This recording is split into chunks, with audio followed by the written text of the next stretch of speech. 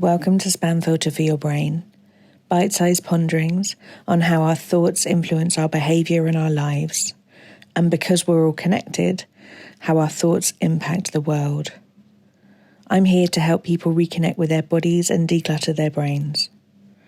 And I don't believe that we should just magically know how our emotions and our thoughts impact our lives if no one ever teaches us. So let's learn this stuff together.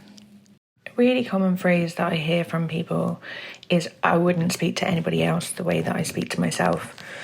And I'd bet at least 11p that might have been something that you've said in your time if you're listening to this.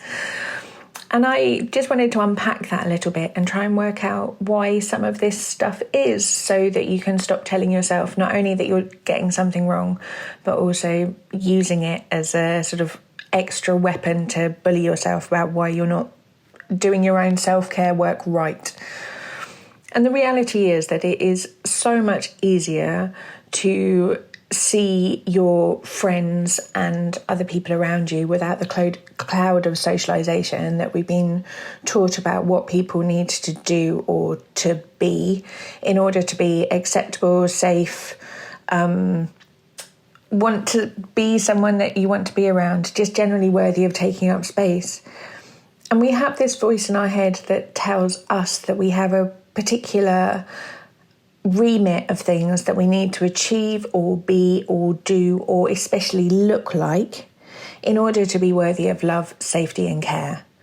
And I would love to tiptoe the idea towards you that perhaps the voice in your head is not only not true, but also that it's not yours. The reason why these messages can be so different is because when we look at the people that we love, we can see with clarity that they deserve to take up space, that they deserve happiness, that they deserve safety, and that they don't need to do anything in order to be worthy of any of that stuff. And frankly, when we're talking to ourselves like this, we're not showing ourselves as much love and compassion. The way we speak to ourselves is all about how we've been taught that we must have this scale of things, this frankly endless scale of things that must be achieved before we're allowed to be worthy of love. And for all of the people that we love already, that scale doesn't exist. It just is. Your friends exist, you love them. That's probably just about where it stops. There isn't a tick list of things that they need to do in order to be fulfilling any particular role, in order for you to just think that they're allowed to be human. And sometimes that's allowed to be human with mistakes. But for us, we don't allow ourselves the same kind of grace. We don't cut ourselves the same kind of slack. And that is because we are measuring ourselves against a scale that is impossible to fulfill. And it also highlights to ourselves where, frankly, we could do with showing ourselves a little bit more love and compassion. I want to just tiptoe the idea this week that you could choose actively to treat it like a little game of exploration. What would your life look like if you believed that you were as worthy of love as you believe your friends to be, as you believe the people in your life that you love to be, as you believe your pets to be? They're probably not doing anything for you other than laying around and snoring and eating and causing you to sort out all of their toiletry needs. What would your life look like? Not if you bullied yourself because you're not saying the right thing, or you don't treat yourself in the same way you treat other people. But if you did just approach your life like you were worthy of taking up space, like you're worthy of existing just because you exist. And you could treat that as a little experiment this week.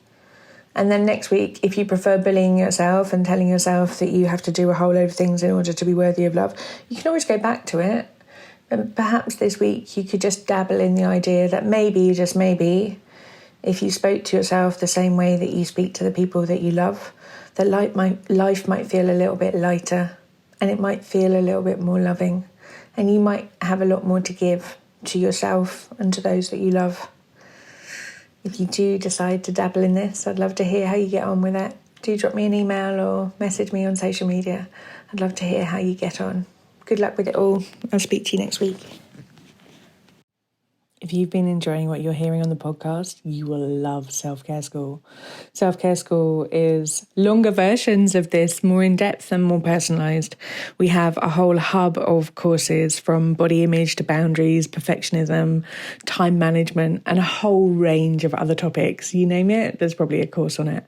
But most importantly, we also have a weekly group coaching call where you get to apply this stuff to your everyday life and get support to try and untangle your own story from some of the emotions that you might not be enjoying in your life. If you would like to learn how to apply this work to your specific situation and to be building a life of your dreams, I would love to see you inside. Do pop over to selfcareschool.co.uk.